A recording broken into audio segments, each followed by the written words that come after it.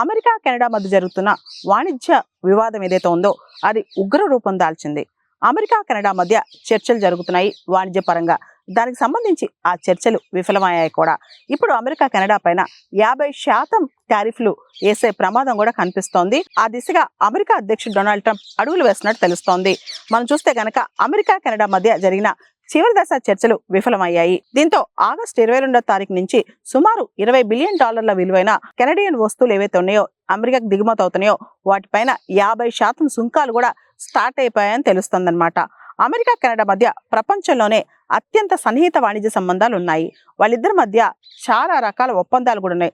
దానిలో అతిపెద్ద ఒప్పందం USMCA, America Canada Mexico agreement అన్నమాట. ఏదైతే అమెరికా కెనడా పైన ఇప్పుడు టారిఫ్ వేస్తుందో ఈ USMCA ఒప్పందం మీద కూడా ఈ టారిఫ్ల ప్రభావం పడే అవకాశం ఉంది. అసలు USMCA ఒప్పందం అనేది ముందుకు సాగుతుందా లేదా, దీనికి సంబంధించి భవిష్యత్తు ఎలా ఉంటుంది అనే దాని మీద కూడా చాలా సందిగ్ధంగా ఉంది అమెరికా కెనడా మధ్య. అమెరికా కెనడా మధ్య మనం చూస్తే గనక ప్రపంచంలోనే అత్యంత సన్నిహితమైన వాణిజ్య సంబంధాలు కలిగి ఉన్నాయన్నమాట.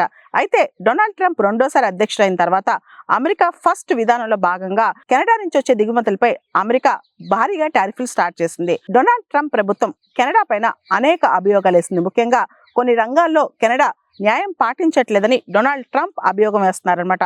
ముఖ్యంగా డైరీ ఉత్పత్తులు, ఆటోమొబైల్స్, మద్యం వంటి రంగాల్లో కెనడా విధానాలు అమెరికాకు అస్సలు నచ్చట్లేదు. దాంతో అమెరికా యొక్క దేశీయ పరిశ్రమలను రక్షించడం, అమెరికాలో తయారీని పెంచడం, అమెరికా కంపెనీలకు విదేశీ మార్కెట్లో మెరుగైన అవకాశాలు పెంచడం, వీటన్నిటి కోసం కెనడా పైన టారిఫ్ లేక తప్పదని చెప్పి అమెరికా ఇప్పుడు భావిస్తుందన్నమాట. టారిఫ్ల అమల్లోకి రాకముందు అమెరికా కెనడా మధ్య చర్చలు మాత్రం తీవ్ర స్థాయిలో జరిగాయి. కానీ ఈ చర్చల్లో అమెరికా కెనడా ఇరుపక్షాలు ఎక్కడా తగ్గలేదన్నమాట. కెనడా ప్రధాని మార్క్ కార్నీ కూడా అమెరికా చివరి విషయంలో ఏదైతే టారిఫ్లు మార్చిందో అవన్నీ కూడా చాలా అన్యాయం అని చెప్పి, అమెరికా కండిషన్స్ టైంకి మారుస్తుందని చెప్పి కూడా ఆయన వాపోయారనమాట. కాబట్టి కెనడాకు అన్యాయం జరిగే ఏ స్టెప్ తను తీసుకోనని చెప్పి కూడా మార్క్ కార్నీ చెప్పుకొచ్చారు. దాంతో అమెరికా కెనడా మధ్య జరిగిన చర్చలన్నీ కూడా విఫలం అయిపోయాయి.